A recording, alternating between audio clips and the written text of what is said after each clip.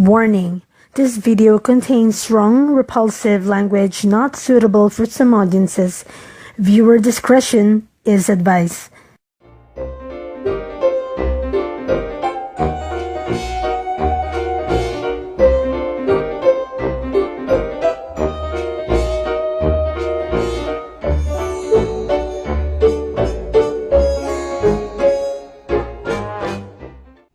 Mukhang napakaganda talaga ng pagpasok ng 2017.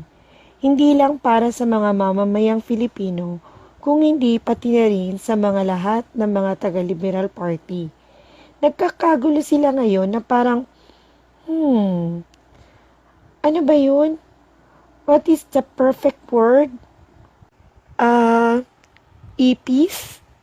Para sila ngayong binugaw na ipis na hindi nila alam kung paano sila magde-deny ng Lenny Leaks at pinuslit nilang ginto sa Thailand. Okay, so doon muna tayo sa Lenny Leaks. Pag-usapan muna natin yung tungkol doon kasi yun yung mainit na lumalabas ngayon sa mga social media.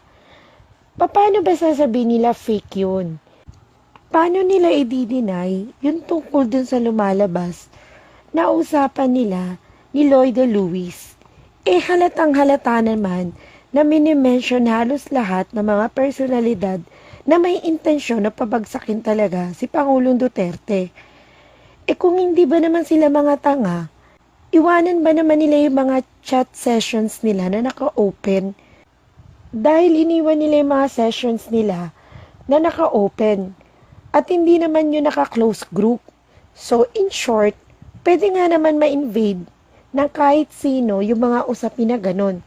Palibasa nga, masyosyonda na yung mga yan. Kaya walang alam sa technology at yung mga paggawa ng mga settings na hindi pwedeng makita ng iba, maliban na lang sa kanila. Okay, sige. Sumisegue na naman si Baboy Ramong Drilon. At sinasabi niya, fake ang mga lumalabas na issue tungkol kay Lenny Leaks. Ano ba ang fake? Ang alam naming fake yung fake na BP na si Lenny Lugaw. Fake na hero na si Ninoy Aquino. Ano pa bang fake? Fake din si Dilimaw. Yung pagkakapanalo niya, I'm very sure, hindi talaga siya nanalo ng talagang galing sa boto ng taong bayan. Katulad din siya ni Lenny Lugaw na magic galing sa PCOS machine. Okay, so, paano nyo sasabihin na hindi totoo yung mga bintang ng napakaraming Pilipino nakikita sa social media tungkol dyan sa usapan na yan? Lumalabas sa pruweba. Noon pa man, may mga ginagawa na kayong rallies. I-deny mo pa ba to, Lenny Lugaw, na hindi ka pumupunta doon? May God ka talaga kahit kailan ka. Eto nga, isa to sa mga picture na nakita na namin noon. Mukha pang gustong-gusto mo talagang magpasikat. Meron ka pa nga nito Hahanapin ko pa para makita mo talaga. Pero ang marami ako ngayon, yung sinasabi mong busy ka sa US na nagtatrabaho para sa mga nasalanta ng bagyo. Eto yun, no? Ang saya mo dito. Feel mo na gusto mo talagang tumulong sa mga Pilipino. Kita mo yung ngiti mo na yan. Kita mo yan, nasa snow ka pa. Ang saya-saya mo. Feel mo talaga yung pakikisa sa mga Pilipinong nasalanta ng bagyo. Ayan na. Todo deny ka na naman dyan. Baka sabihin mo naman, nagsisinungaling na naman kami. Okay, going back doon sa gustong mangyari na mga dilawan o yung mga tinatawag nating liberal parties. Bakit nga ba gusto nila talaga mawala si Duterte sa posisyon bilang presidente? Eto kasi yun medyo may kaugnayan ito sa issue ng economics. Hindi ba alam natin si Lenny Lewis ay isa sa mga malalaking tao sa likod ng kapitalismo dito sa Pilipinas? So in short, maraming mga businesses yan dito. Now, Ano ba ang effect nung pag naupo si Leni Lugaw bilang presidente at mawala si Tatay Digong? Aba, natural. Siyempre, magkakaroon siya ng opportunities ngayon na magkaroon ng kamal-kamal na pera mula sa ating bansa. At siyempre, dahil kadikit niya si Leni Lugaw, kung mangyayari naman ito maging presidente, in favor lahat ng in favor lahat sa kanya ang magagawa niya. Siyempre, siya nagluklok dun eh. Siya ngayon ang aani ng lahat ng paghihirapan ng mga Pilipino. O di ba? Yun yung isa sa mga reason nun eh, para patuloy na magkaroon ng kayamanan, ng kapangyarihan, itong mga taong ito na nasa likod ni Leni Lugaw. Kasama na dyan si Abnoy. Noy Aquino. Bakit? Siyempre, pag naupo si Leni Lugaw, yung mga kaso na nakaambang sa kanya ngayon, tulad ng tungkol sa SAF-44, Yolanda Funds, at yung napakaraming ginto na napinuslit sa Thailand, ay yan ang mga kasong ay mawawala kung matutuloy na si Leni Lugaw ang mauupong presidente. So, in short, asa na naman ang mga Pilipino? Ayun, kasama ako na nagtatrabaho para sa Pilipinas na nagiging alipin ng mga taong yan. Kaya, kung titingnan nyo, kinakailangan ipakita natin sa kanila na talagang handa tayo na ipaglaban kung ano ang totoo. At ang totoo ay yung pagnanais nila na pabagsikin si Pangulong Duterte para sa kapakanan nila.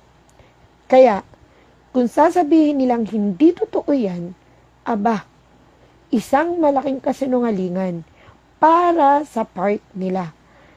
Dahil sasabihin nila na hindi totoo yun para wala nga namang issue. Pero sa atin, patuloy nating bantayan ang bagay na ito dahil ito ang magiging dahilan para mawala sa sirkulasyon ng ating sambayanan ang mga katulad nilang walang malasakit, walang pagmamahal, walang pagnanais na umanlad ang mga Pilipinong katulad natin.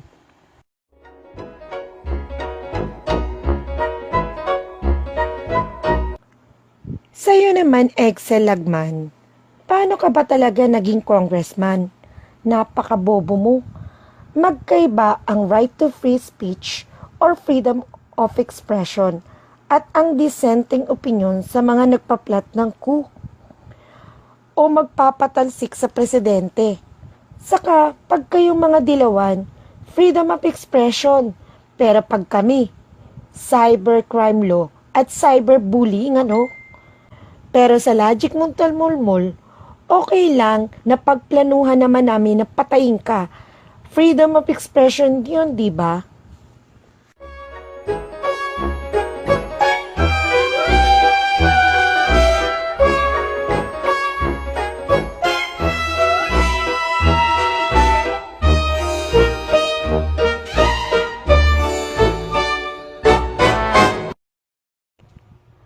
Oh, ano na naman tong gimmick ninyo na namimigay na naman kayo ng mga t-shirt na kung saan sasabihin ninyo yung pamimigay ng mga t-shirt gagawin ninyo para ma-proclaim na saint si Saint Cory Aquino? Paano mangyayari yun? Ang dami-dami nga niya mga pinapatay. Andyan yung mga nasa Hacienda Luisita. At saka, yung pagkaupo pa lang niya, yung mga magsasaka at mangingisdang pinapatay niya sa Mindiola. Ano? Naibang ba kayo? Ang galing nyo, no? Pag dumami ang mga tao, sasabihin nyo, gagawin nyo ng EDSA 3. I hope not. Sa totoo lang, I hope not. Yung bagay na ganyan, na baliktarin mo yung will of the people para lang sa sarili mong kapakanan, kahindig-hindig yan. So whoever is involved there, talagang napakasama. So I'm hoping talaga na hindi involved in administration. Boy pagpag na bam idiot. Ano? Sino sa inyo sa mga Liberal Party ang may kahindik-hindik na maitim na balak? Sino sa inyo ang gustong baliktarin ng will of the people? Tang nyo, mga Liberal Party? Oy, Trillanes, sundalong kanin. Balita ko, iniimbestigahan mo yung mga katulad nila Thinking Pinoy. Bakit? Gusto mo malaman kung sino sila? Baka mamaya, makita mo nga, paulanan ka lang ng watusi, magkikikisay ka doon. Ay! Ay! O dahil pinapahanap ni Trillanes si Thinking Pinoy dito sa FB ha, kayong mga taga-Accenture, huwag kayong magpapabayad, baka isuwalat identity ng FB users nyo. Kayo rin, sige. Eyepiece?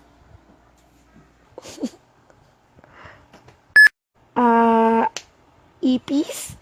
Para sila ngayong binugaw. Tama ba?